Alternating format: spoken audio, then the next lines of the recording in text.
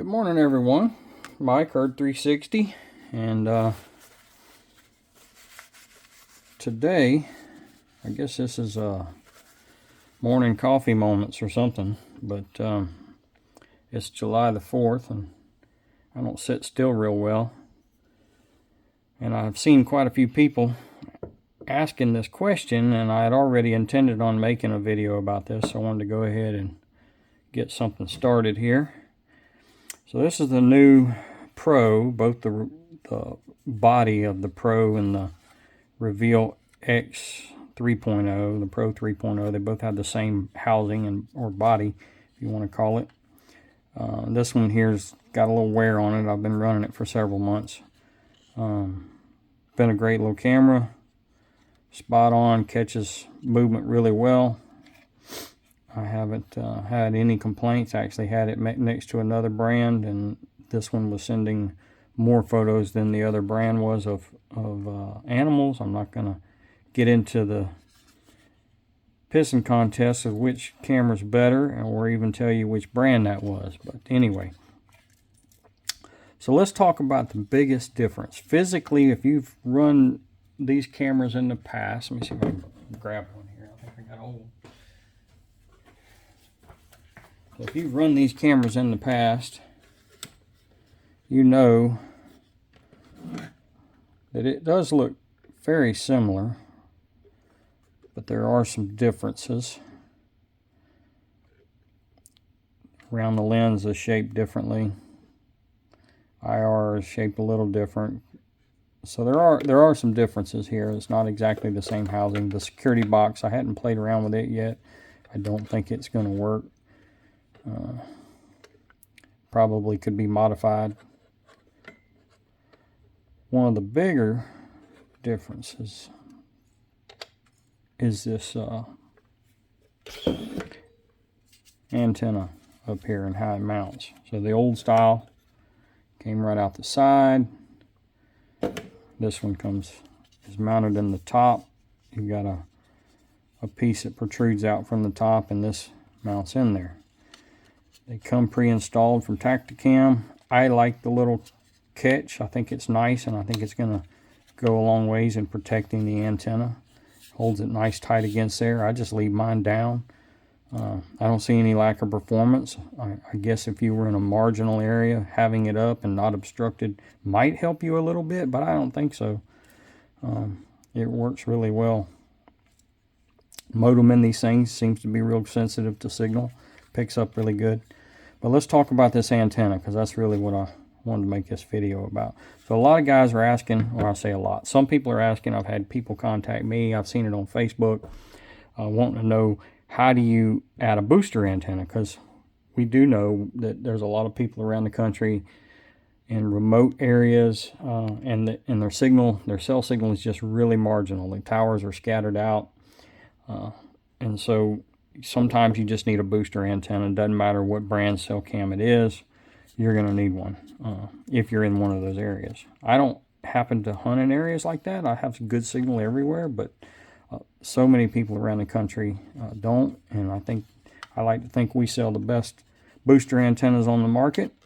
My feedback from customers really kind of confirms that. So anyway, let's talk about this. How do we want to, if we want to change this antenna out, this right here for a different design, a different style, what do we got to do? You can, let's take that off of there. You can get something around that probably and kind of turn it enough to get it off. The easiest way to do it is get you a Phillips head screwdriver, and this is a Phillips head screw. There's only one. Take that off. All right, and then you see the little grip right there on that. If you can see that real good. You just push in on that and it lifts up. Now I've taken this off a couple times so it comes off a little easier. If you can see, there's a catch right there that goes in that little groove in the back and then clips back down. Your screw goes back down in there. So you kind of push it up, push it in and push it up, and then you reveal the antenna mounting assembly. So then you can just turn it off. And we've got a gasket here. So this was a little, this bothered me at first because this is a different type. So I was thinking maybe we're going to need to put a little O-ring around there and maybe provide an O-ring, and that might be something that I do with the antennas anyway in the future, but I'll tell you a little bit more about that in a second. So the antenna mount here, that's a RP SMA connector instead of an SMA connector. Many cameras on the market use an SMA. A few of them out there use an RP SMA, like Spy Points and this one. And I think, I don't remember if Browning does or not, but several of them do and several of them don't. So we have to try to accommodate both. So my directional antenna comes with a coax cable that has a regular 90-degree SMA connector on it, and then we include also an adapter to convert that over to this. All right, so here's what you would do.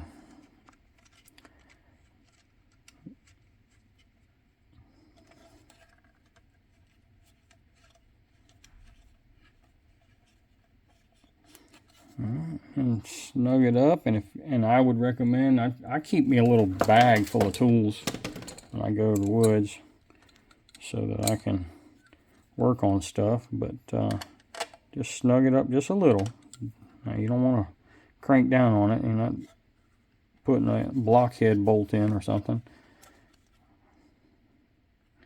And then you can attach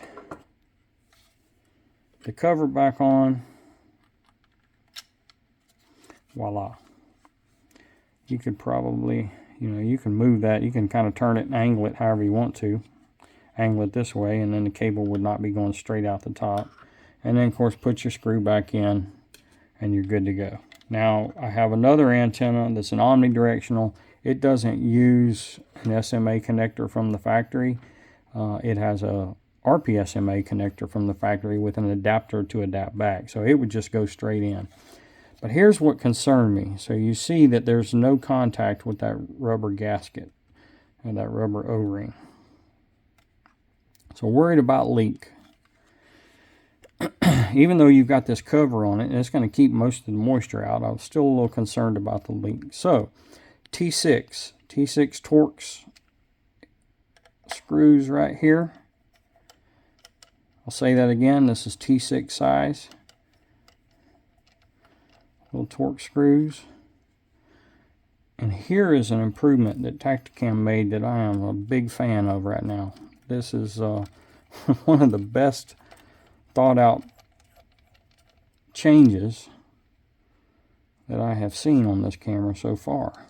I'll show you another neat little addition that they also made.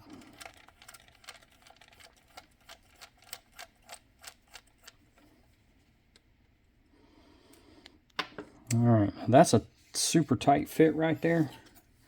Really, guys, there's no need for you to take this off, and it may void your warranty, so I don't advise you doing this. So that's the disclaimer. This right here, you're not entering the camera whatsoever. This is fine. Guys, there's no reason for you to take this off. So don't risk ruining your warranty for the sake of taking this off, okay? Mike's going to show you. Heard 360. You saw it first here. All right. This is super cool, guys. That right there is isolated from this side, which doesn't appear that there's anything except for a screw down there, a mounting screw or clamshell screw right there. You got this nice gasket around here, flat O-ring gasket, but this whole side right here is filled with some type of a gel. I don't know if it's silicone or what it is, but it completely, I don't know if you can see that or not, completely fills this whole cavity. But what that tells me, and the reason that I was investigating this, I wanted to see how this O-ring actually worked. Maybe it's sealed from the back side, this mount right here, and it probably does. This panel jack, this SMA or RPSMA panel jack, it probably does seal this as well. But this whole area right here is completely sealed with this material. No moisture can get in to the camera through this connector or this area right here whatsoever, regardless of the contact on that O-ring, because this is 100% sealed off with a material that's going to prevent water intrusion. Great idea. Whatever factory is making these for Tactacam now, fantastic change. I like that a lot. That is just fantastic. And it also, in the past, there was a problem. I don't have a flashlight with me, but there was a problem in the past with, let's see if we can turn this flash on. With this piece right here, some guys would over tighten their antenna and it would cause that SMA or RPSMA jack to spin. It appears to be fixed and recessed in so that now it's not going to spin either. So that's another improvement. So alright, so that's how you add an external antenna onto a 3.0 series, whether it's the X 3.0 or whether it's the Pro 3.0. Alright, one other cool little feature, the battery box design. Pretty much the same thing. Battery boxes and LiPo packs from the older series will fit this camera and will work just fine.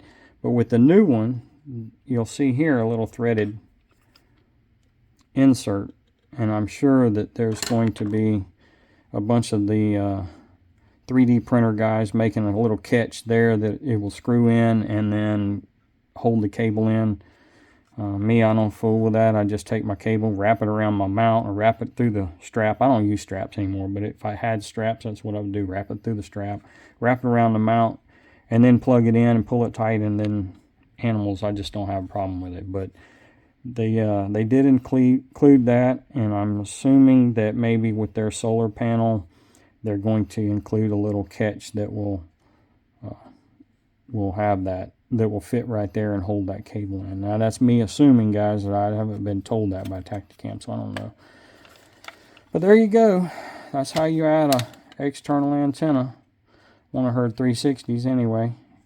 You saw it here first, guys. Great little cameras. Hard to beat the value at their money. Thanks again, Tactacam, for always trying to improve. Good job on that antenna assembly.